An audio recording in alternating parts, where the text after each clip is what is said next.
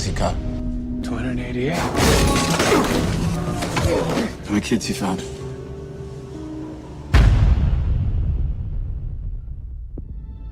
It is the fastest growing international crime network that the world has ever seen. It has already passed the illegal arms trade, and soon it's gonna pass the drug trade. Because you can sell a bag of cocaine one time with a child 5 to 10 times a day. God's children are not for sale. How long you been doing this? 12 years now. How many pedophiles you got? 288. How many kids you found? Timoteo, tú rescatas niños, ¿verdad? ¿Puedes ayudarme a encontrar a mi hermana? Te lo prometo. For Homeland Security, you know we can't go off rescuing Honduran kids in Colombia. Which means she'll disappear for good. Imagine walking into her room right now, seeing an empty bed. What we do? You quit your job, and you go and rescue those kids. So at this moment, she could be a block down the road, or she could be in Moscow, Bangkok, LA. She's a major operator. It's all rebel territory. No one goes in. Not the army, not the police, not us.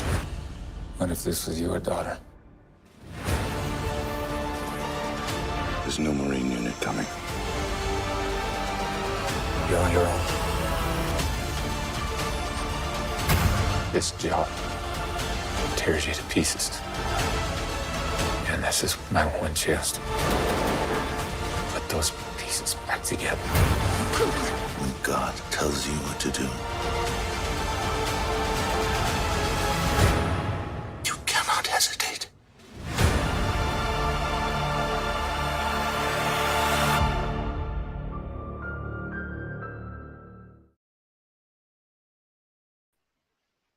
Ko Marie whakalowalahi atu. Welcome to Talanoa Sa'o. My name is Eli Ikilei. It is my pleasure to welcome you in tonight. Without further ado, let me bring in my co-host because we can also discuss what we have just seen. This is Foiawai Lili Ala Lima. Talofa, brother. Oh, I think you are muted. Talofalava Elliot. Apologies for the for the mistake there, the technical issue. However, like as I always do at the beginning, all I was doing was just giving my Samoan protocol introduction, which we usually do every time, which is basically Talofalava and Fa'afeloa Iatu Pa'ia Malu Tato Pokalame Masani Lava Nei Ole Talanoa Sa'o. Yeah, my name is Ali Fuya Vailili Lailima, and welcome. It's nice to see you again, Elliot. Awesome. So we are going to talk about the trailer that we just saw. Powerful, very powerful. But first, we've got to start, as we always do, with a bit of a lotu. And I would love it if you could perhaps start us off in the proper way with a bit of prayer. Sure. Let us pray. Father God, we just want to praise and glorify your wonderful name. We come before you humbly tonight as a family, as well as all of our audience members who are used to seeing this and watching us. Lord, I just ask in the name of your Holy Son, Jesus Christ, that you'll just bless us and lead us in our conversation. Help us to have a good Talanoa tonight. May you be glorified in all things. And at some point when we get together with our sister, our dear sister who's not with us right now, we ask that you bless her, be with her, and bring her on safely. Your son's holy and mighty name, pray and ask. We all say, Amen. Alrighty, so that movie that we just watched, absolutely powerful, Sound of Freedom. Now, that is, of course, about the true story of Tim Ballard, who was he was a Homeland agent. Then he had a bit of a revelation in terms of the fact that he could shut down pedophile scumbags, but he wasn't able to actually save the children.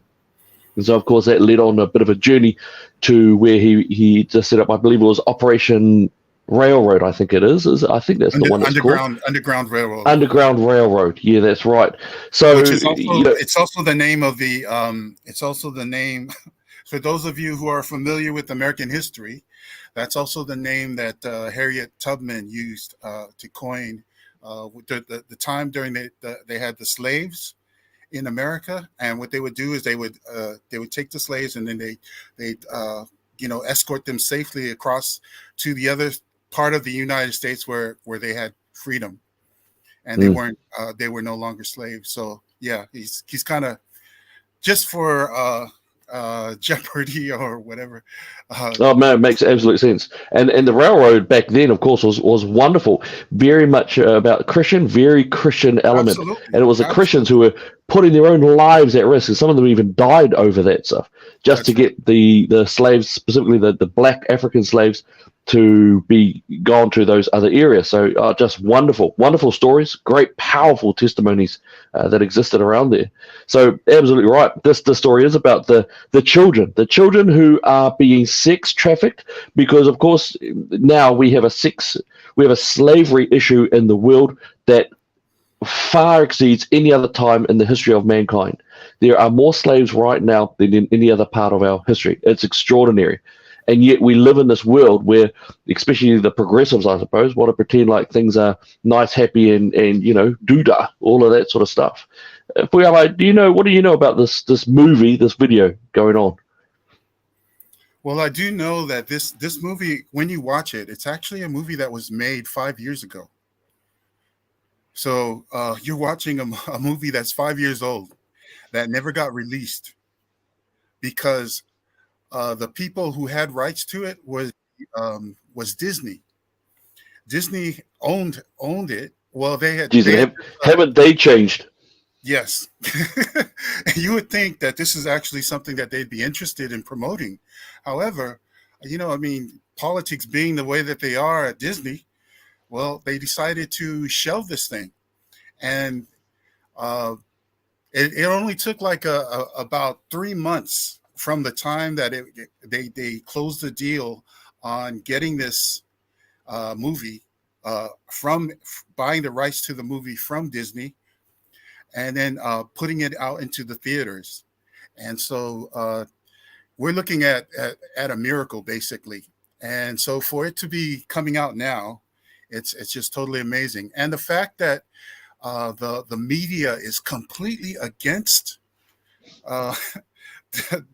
the movie, they're labeling it as like some type of a conspiracy theory, like a QAnon. Yeah, absolutely. So, it just makes you wonder what it is that's causing them to. You would think that this is something that everyone should be concerned about. Yeah. So, I do. I think that you've got. It's extraordinary to know that Disney didn't want to show it. I feel it's just shocking, just absolutely shocking that they didn't want to show it. And you've got I believe it was the Rolling Stones basically called it superhero for dads with brain worms. You had QAnon adjacent. You've got so many liberal, progressive media outlets just slamming this, just trying to make it some sort of conspiracy theory. And it's disgusting because it is talking.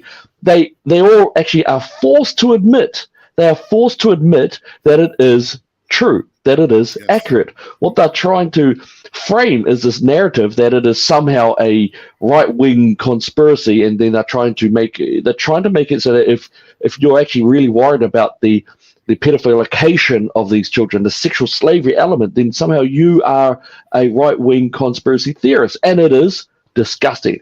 More than disgusting. It is becoming quite an illuminated topic of discussion because they're so fierce in their opposition to this. Now, I do recall that they were very happy, and the same media who attacked one element of the Sound of Freedom, they also were the same who wanted to support the Cuties movie. This is the one of 11, 12-year-old children who were twerking, humping the floor, using highly sexualized graphic material. By the way, there's also now a pedophilic sexual act going around on HBO. HBO are now engaging in it. They're trying to say that it's not glorifying it. It absolutely is glorifying it. So it is quite disgraceful. And you have to wonder, because we haven't seen it in New Zealand. And just to let you know out there, we are actually in negotiations to try to get over here. I'm sure that there's a couple of other groups like us who are trying to get over here. I don't mind if we get beaten to the punch. Absolutely fine. I think there's several groups of us who are trying to go behind the scenes in order to bring it over. And so we will let you know if we can find that. And Elliot, just another thing I wanted to say. This is only being seen today because of the tremendous amount of push from the faith community. So when people start talking about, oh, this isn't a Christian issue, if it weren't for Christians, you wouldn't be seeing it, because all of the mainstream media was shelving it. They took it to HBO, and they got turned down. They took it to Netflix to try to show it once they bought the rights to the movie, and they got turned down. So then they just said, we're going to have to finance this thing on our own, just like they did the Passion of the Christ. So this is something that we should all be thankful for, that there are people in the world that are willing to talk about this and to support these kind of things. And when they say stuff about the church, well, hey, this time we got it right. We got it right. Well, I think it really does. It explodes on the scene. I've seen a couple of scenes of it, and it's R13, so it does give the truth of what's happening without showing the blanket stuff. I've seen a couple of objectionable material informations in my professional years. It's probably something that we don't want to discuss. It's quite shocking. It's evil. You are talking about an evil underbelly. And it is something that I've been, in fact, when I originally, the reason why I got into politics was because of a particular case that just broke me. That was about 13, 14, 15 years ago. And that was a sexual slavery case that also involved a bit of suicide, which is quite a horrific one. But anyway, the children, knowing that this is actually finally being brought out to the light, because of course, and this is where it gets really interesting, the high-level progressives, actually the high-level politicians and the high-level celebrities and the high-level media reports don't want this movie to be popular. And one must ask, why do they not want it popular? And I usually I don't like this sort of thing, because usually the left wing use this as a, hey, you're a. But in this case, I think there is enough smoke around to suggest strongly that some of these operations really, really do not want you to know, because their names get attached to things. No one that I know, either left wing or right wing or conservative, no one believes that Jeffrey Epstein killed himself. No one believes that he actually did suicide. No one believes that in such a high-level case in a high-profile prison area that some guy fell asleep for a bit. No one believes that. None. And so this is not going away for them, even though they do want it to. And there's a part in the movie where apparently there's one scene where people were talking. Jim Caviezel, he observed these people talking time and time again, and he then asked them after one time, just when it just kept on coming up, and he was thinking, am I doing something wrong? When he asked them about it, they all blurted out, that's Epstein Island.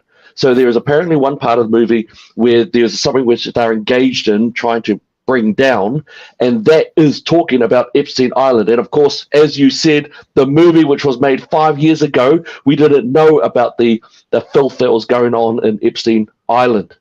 And that's where those high-level celebrities, high-level Hollywood, do not want this out there. Just extraordinary. So, Elliot, I saw that interview, that same interview that you're referencing right now, and he does say that they are talking about things during that time, and they were making references to Epstein Island. But what he was saying is that there's a scene there where they're showing the kids and they're being trafficked and everything at an island area location, and it just, the people were just talking like Epstein Island, and so. But what he was saying is that there's more than one Epstein Island in the world. More than one. Yep. Yes. Yep. No, that's right. Look, I can see that we've also got a bit of an interloper coming in. Without further ado, let's bring in our other co-host, Liao Tilsley. Liao. Hey. Hello, so good to see you guys. Good to see you too. What have you been talking about? We're talking about the Sound of Freedom. We've been just mentioning to our audience that we are in negotiations to try to bring it over, and not only us, we know that there's a couple of other groups out there who are like us who are trying to bring it over as well. Beat us to the punch. More than happy. We just want it here. We want our people to see it, and please, just for you out there to know, this goes on in New Zealand now. This goes on now. All right, and that's something which needs to be really confronted hardcore. So, Liao, what do you know about Sound of Freedom? Anything you know about it there? I know that if it's banned from here, then we should be watching it. Oh, snap. Oh, well said. Well said. Well said. All right, so I'm just going to bring out some comments here with some wonderful bits in there. Nikita, awesome manifesto. Thank you for saying it. Right, of course. Yes, very big honor. I was very happy, very proud, very honored and humbled to be asked to be a panelist on the manifesto this weekend at Destiny Church. This is with a man up that they have each year. Very powerful. So many men there who have struggled in their lives, and yet here they are celebrating the fact that they've been able to come out of the hole. And I think that's all good. I think it was absolutely wonderful. Great. Had some great chats. Had chats with Brian, Hannah, had chats with other people in there as well. So I just loved it. Fuyama, I believe you were there too. Would that be correct? Yes, that's absolutely true. As you do know, I was there as a part of my Mangere Hub Man Up group. So we were over there. There's quite a few of us who attended, and yeah, it was awesome. It was the Great Nation. I will make you a great nation. It's from a scripture in the book of Genesis where God is speaking to Abraham, where he says that I will make you a great nation. So they said, I will make you, and then great nation is like the big title that they have for it. And it was awesome. It was awesome. I've never been to Destiny Church before. So that was my first time attending that. And, I really felt like it was a great gathering and great meeting. I've been to several men's groups meetings over in the States. There was once a big Christian men's fellowship that they had that was national, and then it became international. It was like, what did they call it?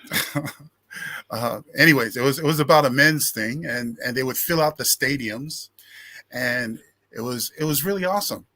But I had that kind of a feeling because I attended that meeting that you had on the second day, and it was all just men.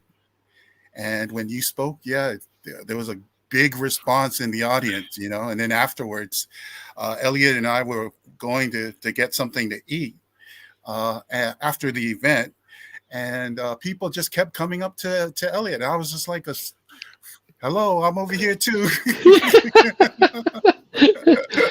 Hey, those are my $20 sunglasses. Yeah, Elliot made an impact, so it was awesome. It was great. Cheers. Appreciate that. Great way to rep me and Leo up there on the stage. Hey. Program. Yeah. Hey. But there's some great. There are some great other little bits in there. Nikito's again, the man, Papali'i. Big days ahead, brother. All right, Madeline. Hey guys, awesome. The weekend. All right, great to catch up. Very good. We've also got some discussions on there in terms of the Sound of Freedom movie. Yes. Will our government allow it here? Yeah, I think they would. Or rather, yeah, I think they would. I don't think they care overly. I think they've got their own survival to think about, actually. Absolutely. You see that. Yeah, quite fascinating. Madeline, why is it causing such a big problem screen in New Zealand? I think that what it was economics. The movie itself, I believe, cost $14 million to make. Angel Studios had to crowdfund in order to get it published, and so they put it out there. Wasn't it great, though? They beat, what were the two movies? Indiana Jones and they beat the other movie. Insidious. Insidious. They blew it out of the water. They blew it out of the water. They got. I think it was 40 million. Yeah, they got 40 million on the one day. That's right. But it's currently so that was on July the 4th. This is the irony of this whole thing is that Disney had the rights to it. They did not put it out there, and then Disney promotes this other movie called Indiana Jones that everybody knows, the Part 5. And Indiana Jones. Is it Part 50? I thought it was Part 50. Well, he's probably over 50. But the thing that I was going to say is that Indiana Jones was screened on 2 times as many screens, and yet The Sound of Freedom actually grossed more money on that one weekend, twice as much as Indiana Jones. Yep. So this is the other thing is that today, as after this last weekend, I think we're sitting at close to 100 million is what the grossing. And this is just in American theaters because it has not had a international release as of yet. So that's what everyone is waiting for. So it's not just New Zealand, it's every other country in the world because once again, it was crowdfunded. So, it's not like a release from a major studio. And as I mentioned before, they went to Netflix, they went to HBO, they were turned down, and Disney refused to actually put them out. And now all of a sudden, they're having to see this as the number 1 movie in the country. So, yeah. But if we can get it here, it will be great. Yeah. Can I just do a little shout out, please? Yo. Sure. This is Jean Jones at Ashby. I grew up on the same road, Brunner Road, and she was like my mum to me. So, hello, Tristan down here. Hey, shout out! Yeah, definitely. Awesome. She was awesome to me growing up. Yeah. I thought I was Māori for half of my life. See, well done. Good stuff. Good stuff. Yep, no, excellent. Ruth is coming here. I've got to read that one. Hi, guys. I remember the beginning of the pandemic. Elliot, I don't think there was any hope. You said there was. Still holding on to your word. Okay.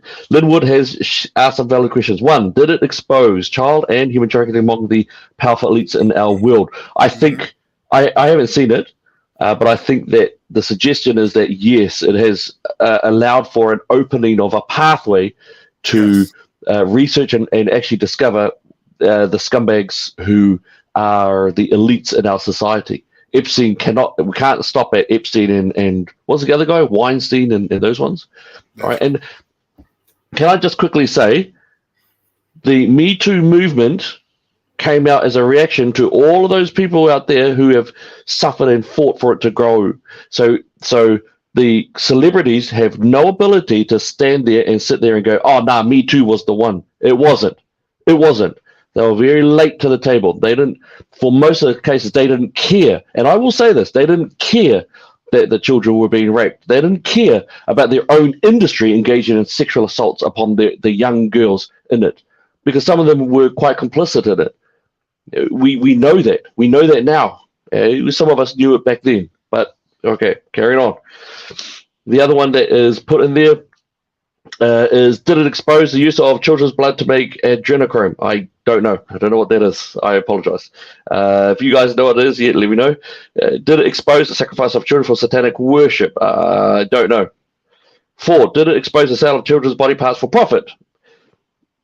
There has been a question. I think that one, for me anyway, that one is probably another valid one, which is there has been a suggestion that body parts are being utilized.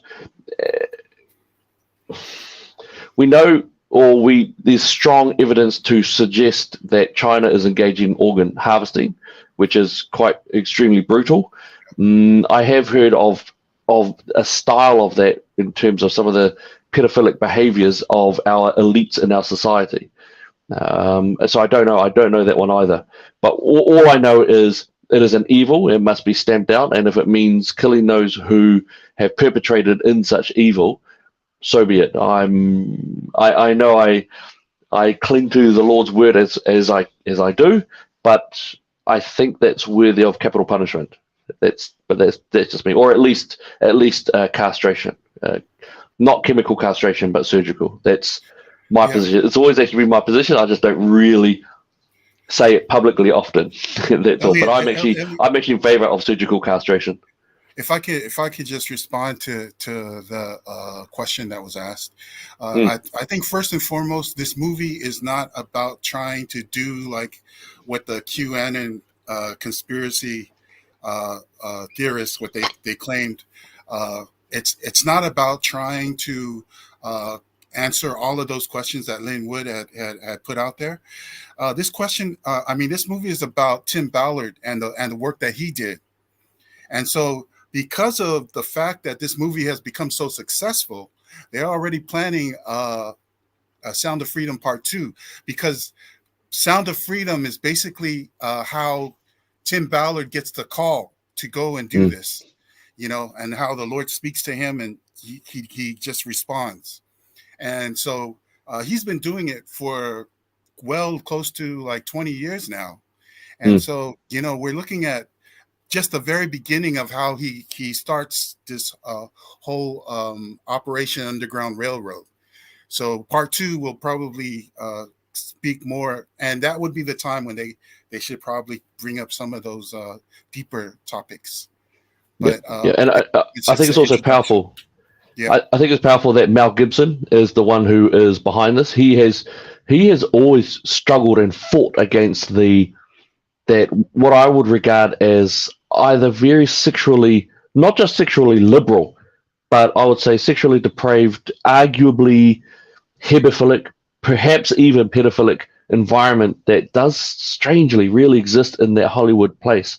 Mel Gibson has always been fighting against that. You can always see in his interviews, you can see he struggles with it, and even in the movie choices that he makes, there is a strong sense of his moral fiber. Even when he has fallen, he has made sure that his message has stayed correct. I think that's a great.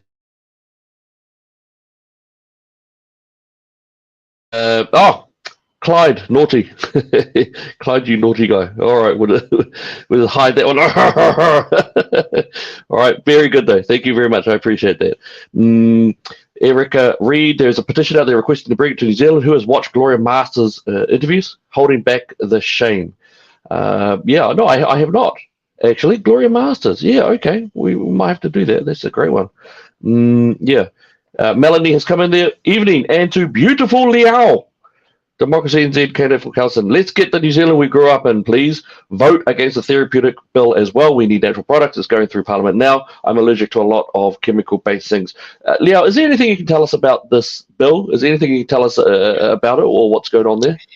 I think to just keep it really basic, it is taking away all the natural, the vitamins and things that we are starting to realize, oh my gosh, this is actually really helpful.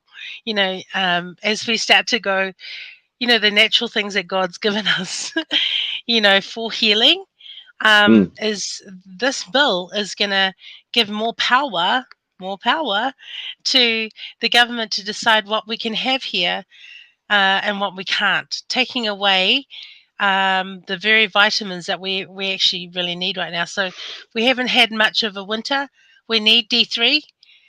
We need to take them. So these are some of the things that we are lacking. This bill is going to make it very, very hard for us to have natural remedies. And yeah. Sorry, are you talking about? Are they taking away the D3s, the iron, the zinc, the magnesium, the lysophilic vitamin C? Pretty much. The government will control it. Yes. Far out, man! They love the control. And to give us artificial rubbish that pharmaceuticals are very good at doing. Right, so they're going to put it in the hands of the pharmaceutical companies rather than. But I mean, most of our stuff that already are there. So. Yeah, right. Especially the antidepressants, the antipsychotics, right, got it. Antidepressants. If you even look at the bottle, it says may cause depression. Yeah, Okay. it's quite extraordinary. Okay, that makes sense. Yeah.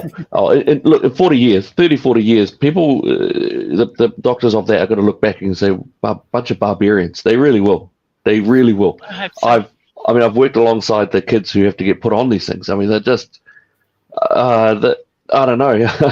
If you're going to fund it, why not just fund more running around things, more bravery trips, more warrior style Can you just stop making sense, please? Because it might just spark someone to do something that makes sense. Yeah, and this, true. This kind of smacks of the situation that took place in Samoa when they had the what was that thing? The measles outbreak. Oh, geez. And then we had Edward on as our guest, and remember how he had all of those vitamins and minerals, and then the Samoa government shut him down, and they shut because they wanted to control, because it's all about big pharma. I mean, when you look at the fact that we had the mandates that everyone needed to be vaccinated, and all of these vaccines, and even the situation in Tokelau that we covered as well. It all boils down to the fact that people are in bed with these with big pharma, and big pharma makes money off of people's sickness, and so it's to their benefit to keep people sick. I mean, I hate to say that. This is where I sort of disagree. I don't think they're doing it on purpose. No, I'm not saying that they are doing it on purpose, but it is kind of like. But you're right. As an alcohol, Liao's got no problem saying. I didn't say a word, okay? Yeah. I do. I think that sick people make better make better customers. Sorry, but I wonder if it's not just. I know that somewhere along the table there'll be some absolutely scumbag, unethical people who are more than happy to make money off the misery of sickness. I believe that, but I hold back from thinking that it's a company policy in order to do that. What I could see is that when you think about McDonald's is fast food, it's junk food, it rots your stomach and all that stuff. We know that. But it didn't start off that way. It was actually the idea of a great adventure, making money and providing people with a convenient product for them to be, to have that convenience. It wasn't always the junk food that's going to make you horrifically bad internally. So I think pharmaceutical companies have, don't get me wrong, I think there's the board of trustees, and they are filthy rich, and there's a business practice model where if they stuff it up, then they can still pay a couple of $1 billion, but they've made $9 billion, and so they net $7 billion. So I know that I know the model exists out there, just so you're familiar with what I'm trying to say is there was a meme that was put out there, and it had a picture of all these vegetables and all of these kind of things, and it said farm a C.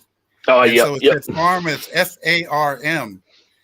So people should eat these vegetables and take all of these minerals and all of that, and it should be able to take care of them. Okay. The issue is for Yabe is that takeaways is so much cheaper than absolutely having fruit and vegetables and vitamins. And so what's the option? What's the easy option?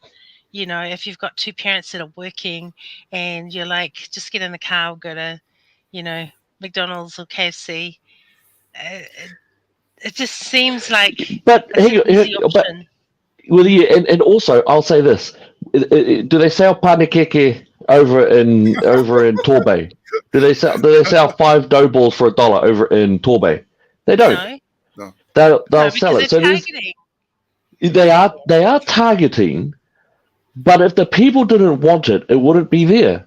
If you go you go to Otara Centre, you don't get you get, I think there's one or two, there's one Vietnamese place, and then almost every other shop is dough balls and greasy chicken and greasy chips and greasy, if there was not a desire there for it, those wouldn't exist and it'll be turned around. When you look at the different areas, they cater to what is the desire there. So while some families and some churches are taking a proactive step to say, no, we don't want that. We don't want that. So we're going to provide something yummy.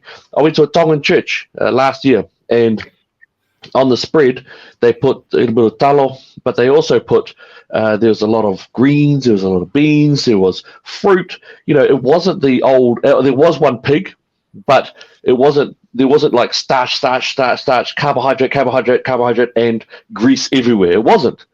It was actually a really nicely well-balanced meal. And this was at a Tongan church in Otahu, I think it was. So it can be done. I think there's a tension balance there.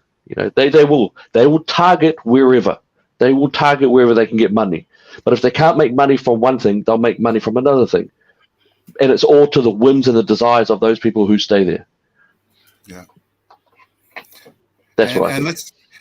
Let's be real. In the Pacific community, there is one of the main issues that we have is obesity, and it has a lot to do with the choices of what we eat.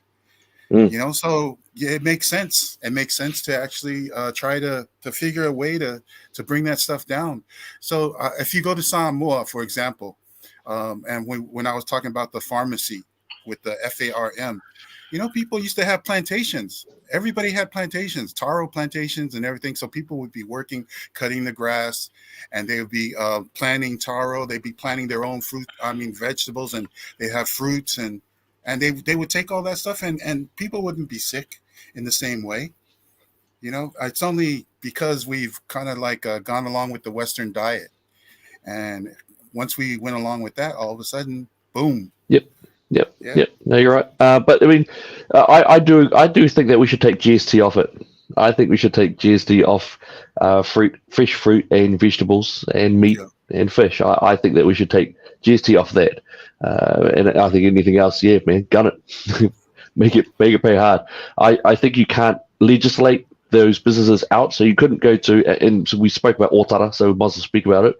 You can't legislate like the roast huts that are there, can't legislate so many of every second shop is, it's got the little plexiglass with the panikeke and the southern fried chicken and all the chips and fried fish and all that sort of stuff. You can't legislate them out. And so there's no point. There's no point, you shouldn't be here. There's no point. Just to give you this background on that, in my opinion, because it reminds me of in Samoa, we have a thing called the market over there in Samoa, and you can sell all the veggies and all this stuff. It's all out in the front, and then on the very back row, it's all of these kind of foods that you're talking about, where they sell the pancakes and all that kind of stuff. And it's so funny because when you go buy the pancakes, when you walk by them, these people are banging on the top of their safe. The cupboard to try to get your attention so that you come over to, and it's like pancake here, pancake there, pancake. All of these stalls have got pancakes. So yeah, that's just it's kind of like that in Otara. Yeah. Yep. Nope. Absolutely right. Yeah, absolutely right. Mallory's made a comment here. Thank you. Yeah, I totally agree with you, Mallory. But I think we all agree with that. I think we all agree with that, because also that's not a harmful hit to the treasury. It's not like a crazy left-wing idea where it's throwing money out there and it's magic money because we're attacking the middle. No, GST off the fruit and veggies and meat is a great idea. I totally agree. I was talking about fruit and veggies and about our supermarkets. They are thinking about bringing in where the supermarkets can determine to the farmers, whether they, what is it, the social credit in China. scores. Yeah. Yep. For our growers, our farmers, that that that the supermarkets have that power. Like, who gives them that much power? Well, we're entrenched in them, and a lot of it has to do with Helen Clark. Helen Clark, back in the day, she was the first one to be the person who did the first free trade agreement, and that was China, New Zealand. So we became heavily indebted into China. So a lot of the businesses will support China, not because they support China, but because they are fearful of losing that revenue stream. But of course, now we're seeing a political heating up, if you will, with Russia. And it seems odd because that Russia-China warmed relationship has come from Biden's pushing into Ukraine and our pushing into Ukraine, which is bizarre because it's too messy.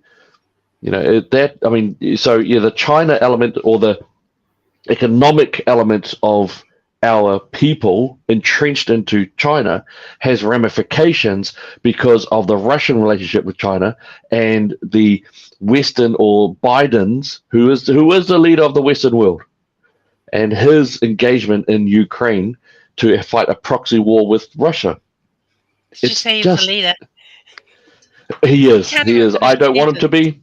I think he is. Mentally not cognitive. I do not think he is a cognitive leader. I think he is disastrous. I think his children have demonstrated, or his child rather, has demonstrated some very, very dangerous practices that have been gone off. I think that the Hunter Biden laptop, for example, the fact that the left-wing media have absolutely just scarpered on that whole deal is disgusting, and they want to just keep on attacking Trump over that element. So yeah, he is, but he is still the most powerful person in the world, still more powerful than China and the US, China and Russia. So he's still very powerful. I hate the fact that his finger is on the button. That guy's. And what's worse is the vice president's even worse. She's worse. Harris. That's right. Yeah, she's actually worse. So. Well, that's his insurance policy. No one wants Biden to die, because if he does, then he gets replaced with the vice president. Yep. So at this point, he's going to live forever. Yeah. So guys, I also wanted to bring this one up. This one is something which has been sort of popping up around. Please note that it is also in New Zealand, and we'll have a bit of a look here. This here is this is Your Skin, My Skin, or sorry, My Skin, Your Skin. All right. So this is a book which is apparently introducing children to racist ideology. All right, and that's it there. My Skin, Your Skin. All right. So this is a book it is in New Zealand. All right, and it is quite a shocker actually. So I wanted just to show you this element here, and it starts here. All right, and it says, "What is racism?" And what is the first thing they say? Racism started a long time ago when white people wanted to have more control over other people who were not white. Wow, that's a racist Racism comment. is about systems in society that are deeply embedded in power. Racism is treating someone in a nasty way because of their race. Racism isn't always about people calling people names. It is also about the way that things are done to stop people who are not white from being equal. An example of racism is when white people think that they are better than people from other races, or treat those who are, for example, black, Southeast Asian heritage, Southeast Asian heritage in a nasty way. Another example of racism is when an organization like a school only has white people in charge and never anybody who is black, Southeast Asian, East or Southeast Asian heritage, because they see they couldn't find someone else who was good enough for the job. I'm picking up a pattern. I'm picking up a little pattern. So anyway, what are your thoughts there, team? Liao, what do you think?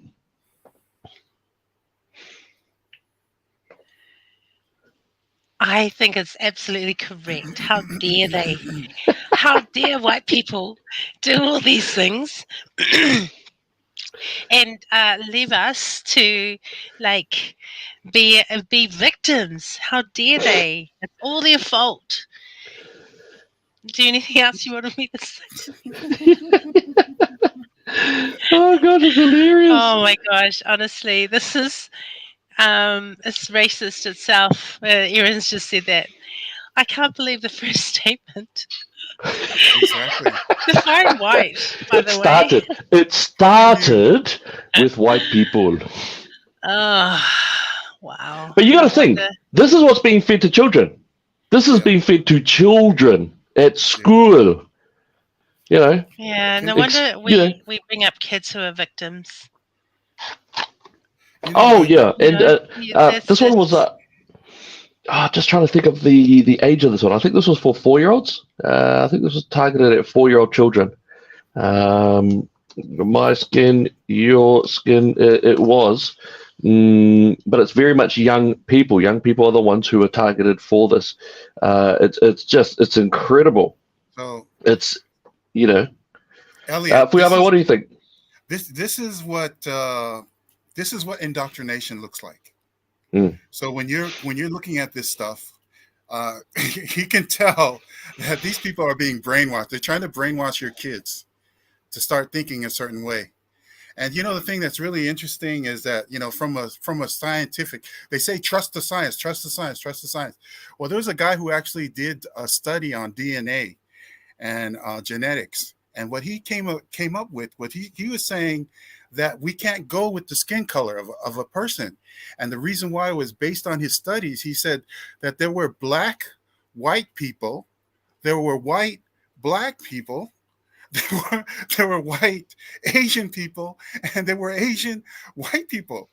And it's just so amazing that they say so much about trusting the science, but the science does not support any of this. It does not. This is propaganda, and this is indoctrination. So yeah, let's call it for what it is. Yep. No, absolutely right. That's. I mean, you look at that. I mean, that's being fed to children. So I had a bit of a look out. Apparently, it's for very young children. I'm not sure what that means exactly. It could mean 4, 5 years old, and just incredible because right there they're stating it right there. White people. Racism started a long time ago when white people. How would white children feel about reading that out? Oh yeah. Do you know what I mean? Right. Or knowing that their parents are white. Just this kind of, once it starts, embedded in your mind, you start to divide who is white and who isn't, because that'll be some of the questions. So what is a white person? You are white and you are brown. And then we start growing up thinking, oh my gosh, there's something different about me. Yep, you're absolutely right. They're being taught that they are an oppressor, that they're a bully, that they should give up things because a little baby, a little 4 or 5-year-old little boy, little girl are basically being told that they are racist, that they are, and now this is the wording, inherently racist because of their skin color. They're racist because of their skin color. Now that in itself is an extraordinarily flawed phrase, that they are inherently racist because of their skin color. It is a shocking, and they're teaching this to children. I'm just shocked that they didn't say anything about white privilege. So they didn't use the word white privilege, but that'll be in there, kind of like referencing it right there. When white people wanted to have more control over other people who were not white, that's white privilege. And also, and don't forget that we've got New Zealand has its own very particular critical race theory, which is, of course, Te Huri Hanganui, and that is the one that separates the children into you're either Māori, Tauiwi, or Pākehā. So you're one of those three. And in the own sense of Te Huri Anganui, it constantly talks about racism, institutional racism, privilege, colonization. It speaks about all of that. It's insane. It's insane. Absolutely. It really is. So yeah, I think we need to be able to call this stuff out, just like you said, Liao, and just to just idiotic stuff. Really, it really is. Just extraordinary. So, team, there is one other thing that I wanted to sort of bring up, and I thought this was a nice light one here. I've noticed that our media, especially the Herald, they're seemingly trying to bring up a bit of a narrative about things. So I did want to just to discuss it a little bit, get your take on it, and let me just bring it up for us here.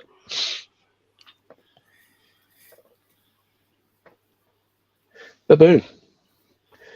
All right, so hey, the New Zealand Herald is making a stance and saying, hey, a frightened little nation, has New Zealand become a bunch of wusses since COVID-19?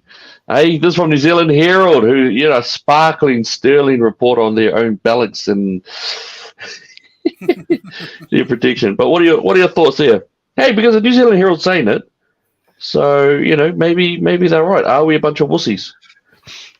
So during the COVID-19, what was on there? What did they say? Were they the ones that were fear mongering and telling people? Were they the ones that? And by the way, it's Herald Premium, so you have to find out Premium. what they mean about a bunch of wussies. Yeah, you have to pay to read. You have to pay. Oh, I'm sure it's worthy. I'm sure it's a worthy article. They've got Chanel Hal on there, so it must be some quality reporting. He is so worthy. I mean, I can't wait to read his book. Wow. But it's quite extraordinary. Maybe it's true. Maybe it's true. Well, they're correct. They are correct. Most of us have become weak and quite soft, and of course, but the New Zealand Herald needs to put up their hand and say, "Oh yeah, that was us. We led the charge," and they did. And much of that, they led a great deal of the charge in terms of making New Zealanders frightened, scared, and also the hateful language and the hateful rhetoric that they enabled for the pushing of New Zealander against New Zealander, Kiwi against Kiwi, and within families even, So they were very happy. They were very happy to push Susie Wiles and Anthony Fauci and Michael Baker, all of these proponents. And Jacinda, of course, had just absolute control over the whole thing, or I wouldn't say control, but she was absolutely adored during that lockdown period. And this is also when they say pandemic, I think they keep getting it incorrect. They, and obviously they do it purposely, but I think we can all agree that, or most of us agree that, it's the lockdowns, the mandates, the anti-democratic processes put in there, the removals of some of our privileges as New Zealanders that occurred. And the Herald was one of those main proponents of that voice speaking it out. Vaccinated, the unvaccinated are dangerous. The unvaccinated need to be treated like Hashi. If the unvaccinated want to live like the rest of us, they need to conform. This was the messaging that they came out with time and time again. Elliot, I have a comment regarding this particular thing, and the reason why I want to comment on this is because you can see how they're playing this thing where they're saying that the nation is a bunch of wusses, and then they're putting up people like what you mentioned about what's his name, Chanel Lau, Chanel Lau, yeah, and they're making that guy out to be like a hero, and like he's standing up and he's being strong, and so it's like the same thing that they do. They're contrasting. And they're trying to make it so that we think like that the country is a bunch of wusses, but look at these transgender activists, man, they're like really, but the truth of the matter is, transgenders here in New Zealand, the community has become quite violent in their activism, as we saw when what's her name came out and spoke. Well, she tried to speak. She never really got a chance to give that message. So, this is the thing that we need to be. You need to be able to see propaganda and understand it when you look at it, because even though we're looking at New Zealand Herald, yeah, it's a well-known newspaper and whatnot, but we know that these people, they play the race card, they play all these different cards when it's part of the narrative, and they carry the government's narrative with them. So when you read things, just read things with a grain of salt, understanding that all of this stuff is just they're basically trying to set it. It's kind of like setting us up to believe in the narrative that the country is a bunch of wusses. Now there are people that need to stand up, and this is our opportunity. But I don't believe that the country is a bunch of wusses, because we had a bunch of people down in Parliament, down sitting outside of Parliament speaking against the mandates. And they had a convoy. We had protests and all that stuff during the time of COVID. So well said. These people trying to push this stuff about a frightened little nation, no, that's in your eyes, because you guys are trying to push that narrative. You guys are trying to push people down. You tried to make people talk about, you're trying to tell them that they were spreading misinformation, disinformation during that entire time. They were conspiracy theorists and all that. And now the new narrative, they're a bunch of wusses. This is leading up into the election. Well, let's see how these wusses react. They're confronting all of us right now, and we need to respond. Yep. Well said. Touche. Well said. Yep. No, I love that one. I thought that was really awesome. Just a quick one to share. Also, I would love to get your guys' point of view. Firstly, we're just able to look at what has just recently happened.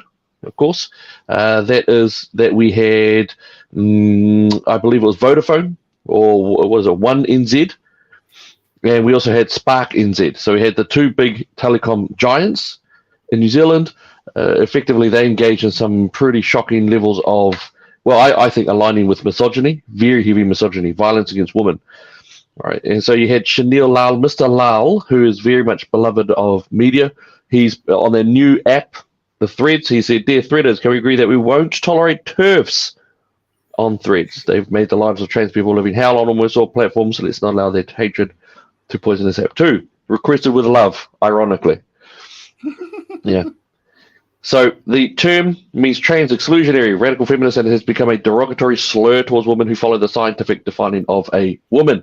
TERFs, of course, are those who, they hold the fact that women are adult human female. But of course, that's a bit of an issue. So Spark then decided to engage and say, yes, please, wholeheartedly co-signed. I don't know what the emoji is, and then the transgender flag. All right. Bob McCoskey, great guy. Hey, Spark New Zealand, can you confirm that this is your current official stance? Many families would hear. And Spark then sent this back. This is what Spark sent back. All right. Morena koutou katoa. We stand by our response. I mean, actually, can I just point out what a stupid... They've even stuffed up the proper Te Reo Māori way. Morena koutou katoa. You're talking to one person, not most, not many, not all. You're not speaking to that. So they've already stuffed up anyway in their virtue signaling, their attempt to be nice and woke. All right, they stuffed up how they were supposed to write that anyway. So then they've said, we stand by our response, continue to support the rights of trans, non-binary people. We're not interested in discussing this further. Honestly, it's the most passive-aggressive response that I've seen. So it's quite extraordinary. And then once they did that, it just blew up. It just blew up. It basically broke the internet for that weekend. Look, hey, there we go. Hamish McGregor, he's a homosexual dude. As a company Spark in New Zealand, do you endorse a manipulative slur used to silence women, especially lesbians, used against child safeguarding advocates, used against LGBT who defend the sex-based reality of homosexuality? Do you oppose New Zealand's freedom of expression? Well said. Well said. Of course, you had Speak Up for Women. Spark supports violence against women. And look, it's really hard to sort of defend against that because they sort of, align themselves to the man behind the protest that became violent and attacked women speakers. this fella, this fella here. All right, so anyway, yeah, I guess that was mine. Yeah, I basically put up that when Vodafone, I put, not exactly surprising that one NZ official would support the shutting up of New Zealand women. Remember what their message to children was. And do you remember this? This is the Go Balls Deep with Vodafone. This is the child ball pit. And so Vodafone decided to say, go balls deep with Vodafone at children. And this was during the Pride, one of the Pride events. You know, again, targeting children. Go balls deep with children. That's disgusting. Then you had David Farrer, you know, very well-known guy. Very bad idea for a corporate to use derogatory label against a segment of their customer base. One can say you support one section of the community without denigrating, calling for bans on another. Yeah, right? Just blew up.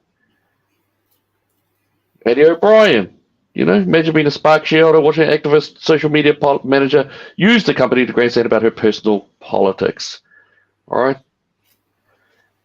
And then, of course, Mr. Lal. Then, of course, he's quite, he does this. This is what he does. He's very good at doing the old victim thing. You know, you know, he does. He's very good at it. Actually, I think that's how he managed to get such an amount of violent people to attack women supporters. Now, of course, I'm not saying this is my opinion. I'm not saying that he did that on purpose, but that is definitely the outcome of his what I would regard as incitement.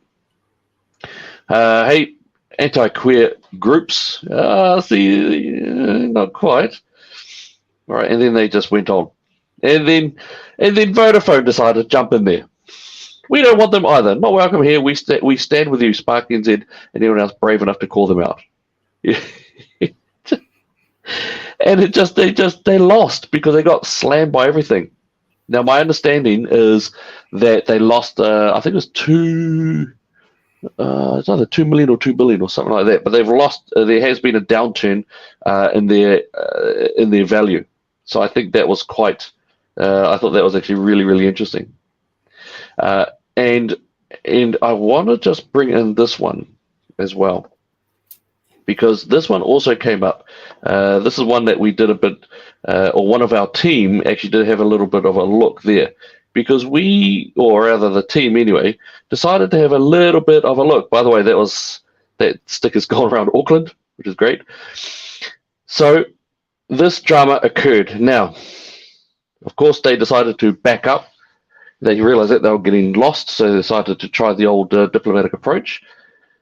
But this is the one. This is actually what I wanted to bring up in this. The Te Kahu, who did the article here. All right. So basically, they got basically destroyed for bringing that up. All right. Oi, oi, oi, oi. Sorry. Yeah, they all got destroyed. Now, after the last 3 years, Te Kahu actually decided to go back over their social media, over Sparks Media, for the last 3 years to see if there was a good continuity. Because, of course, if they've been inclusive, then, of course, they'll include things. Well, turns out not quite at all. Turns out that they're actually that there's one particular group that they do not like and they will not celebrate.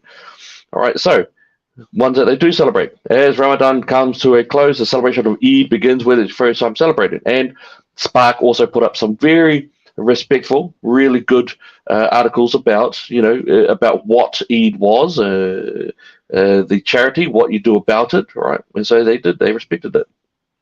They also went to, they asked Aotearoa, which is supposed to be New Zealand, what Ramadan means to them. Swipe left to learn about the holiday. So again, very respectful, very much talking about it. Yep, good on them. What does Ramadan mean for New Zealand? Now, it's interesting, though, because there's about 60,000 Muslims here, and that's fine. Okay, then again, you've got Auckland Pride. They really do push the LGBTQIAP+, although they seem to be less about LGB, and they seem to be focusing on the T element of the alphabet community, and basically putting down the gays and lesbians. That's a bit sad, but whatever. Again, here they go, non-binary. All right, so they go for the non-binary stuff, and they also go for Diwali. No worries, I'm okay with that, as long as it's fair. Really proud. So again, a lot of the LGBTQIP plus stuff, all right, and especially that whole non-binary stuff. All right, again, gender inclusive, Diwali again. So they'll have these ones. Now, which one do you think? Which one do you think they don't have? In 3 years, according to Te Kahu, in 3 years of social media, there is no Easter and no Christmas except for one post. None. Not for the most important ones. Christianity is the majority and traditional religion of New Zealand and New Zealanders. It is the majority religion. It is the number one. The basics of New Zealand law are based on Christianity.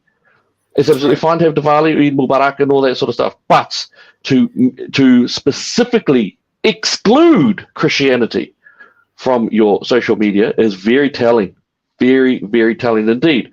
So over the last 3 years, 0 posts, 0 celebrations of Christmas holidays by Spark and Z, especially for Christmas and Easter, and this is the closest that they got ever. A wish list for Santa.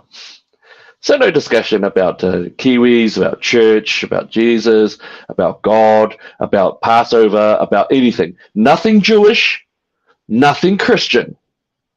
Only sticking it with Diwali and the Eid and Eid Mubarak. All right, and that's it. All right, that's what they got. You know. Oh, and they had one Easter, and this is Easter.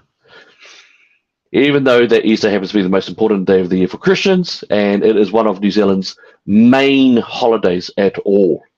May I also include, I was just talking about Te Kahu also apparently couldn't find anything about Anzac either. Interesting, eh? So that's just something that I just wanted to sort of show there. All right, you can see all that sort of stuff on our site, but yeah, they don't like you. They don't like you. All right, unless, you know, and now they don't really like the lesbians or the gays. They don't like you. You've got to be hardcore woke in order to. And it's ironic too, because, you know, maybe they should ask the Islamic community as to whether the LGBTQIP plus stuff is all good. They should ask them. Because I think they'll be in a bit of a shock, or they won't want to avoid that. But yeah, I just wanted to sort of show that. I thought it was quite disgraceful on it. But anyway, look, we've gone far overboard. I do apologize for that. I just wanted to show you some of our stuff out there. Now, if we could, do we have a last message from you guys before we finish up? Yeah. Well, we have an opportunity this year to change this government. So I think you need to think wisely and vote to your values. And yeah, because this is going to affect our children and their children. And all of these things that have been happening hasn't just happened overnight. Okay. This has been diversity hires. They have climbed to the ranks and have started to make a difference and make a big change that we're not happy about. So if you want to do that, it's time for us to make a change, right, for the better of our country. So, and it takes all of us, just not some of us, it takes all of us to actually make this change. And we know what's best for our children. We don't need government ruling over us. We need to have less government and more our own, rights to the parents and to the grandparents. We've got it. It's the answers are within community. So I just want to say, yeah, vote to your values and stand up for what you believe is right. That is me. Well said. Well said. And that's from our Democracy NZ candidate for Kelston, Liao Tilsley. Hey, well done. Excuse me, do you have something to mention? About tomorrow? Is it tomorrow? Yes. Saturday, is it? Either or. And Saturday. Or both and Saturday. Oh, Can you bring it up? Can you bring up the imagery for it? Oh, I think so. Bring up the imagery for it. How do I do that? Can I just put it on our one? and then I you don't can know. bring it up. Can you bring it up? That might be a bit hard, but that's all right. That's all right. We'll put it on. We'll make sure. We'll make sure. So for our audience out there, we'll put on some imagery for you afterwards. But go for it. I believe that that we're actually having an awesome little discussion tomorrow night.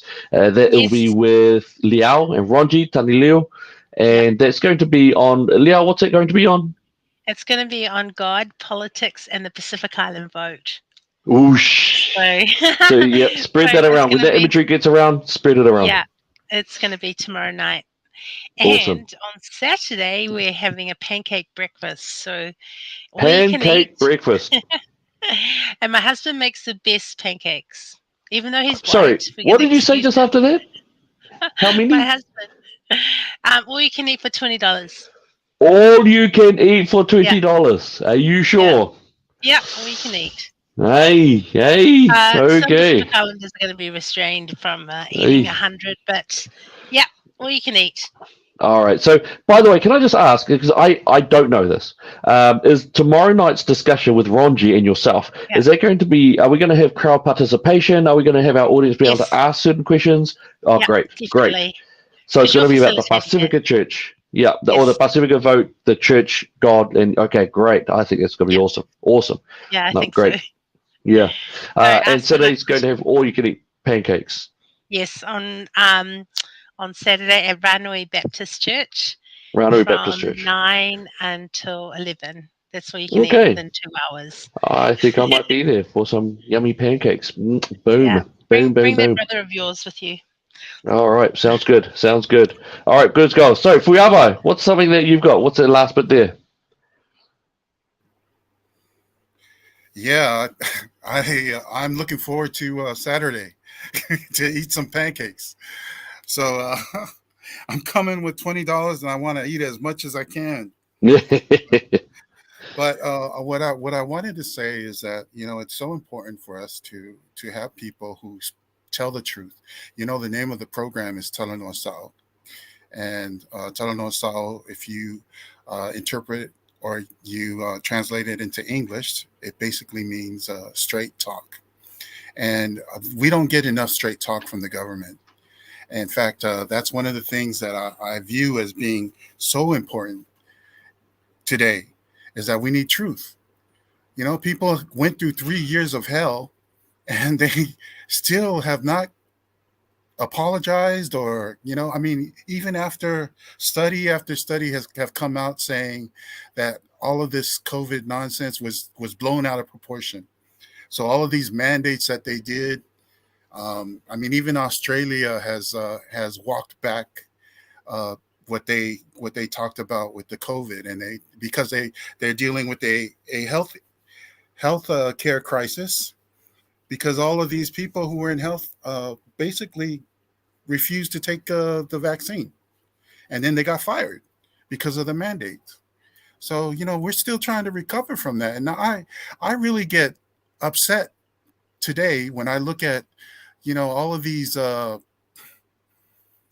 posts in Facebook and on social media that show all of the candidates that are running for office, and it just kind of like makes it seem like same old, same old. But no, we went through 3 years of hell, people. We need to remember that. And I just think that voting these people back into office is not only wrong, but it's dangerous. It's dangerous for our people, because we know what these people will do once they sniff any amount of too much authority. I mean, they become tyrannical. And yeah, anyway, I need to get off of my soapbox, but that's A good soapbox. yeah, that's Maybe maybe you should join into politics. Yes, and next week I might actually have something to say about that. So Oh, what the? Okay. Can I To just be continued. answer Lynn, if that's okay with you? Yeah, so yes, the meeting tomorrow will be on the Daily Examiner, and it'll be live, and so you can view it. And it's going to be at 8 o'clock on Island Girl Views, and so you can ask questions. Absolutely. Awesome. Is that 8 o'clock Palangi time or 8 o'clock island time? Look, it's not 8 o'clock Elliot time, okay? Yeah, that's There is 7:50, a mate. new. Hey, There is a 7:50. Let me tell you. There's Do a you know new what my code. nickname? You know what my nickname at work is? What? 7:07. We start Yeah, at 7. We start work that at sounds 7. about right. I will call you that from now. So it's not Elliot Hey, time. hey, It will be 8 hey, o'clock. no need. Okay, all right, good, let's go. All right, yeah, but no, for me, I think just carry on, team. I would say you guys are really awesome out there. It is. It's great meeting with you guys when we do meet up. If we meet you on Saturday morning, that'll be awesome as. Be brave. Be brave. Bravery requires fear. It is always fearful to do these sorts of things. And it is. It's scary. It really is. But be brave. Be supportive of those around you. Be brave. Be strong as well. And by strong, I mean we don't need to go unhinged. And I don't know anyone who goes unhinged or anything like that. That's the other side. We are strong.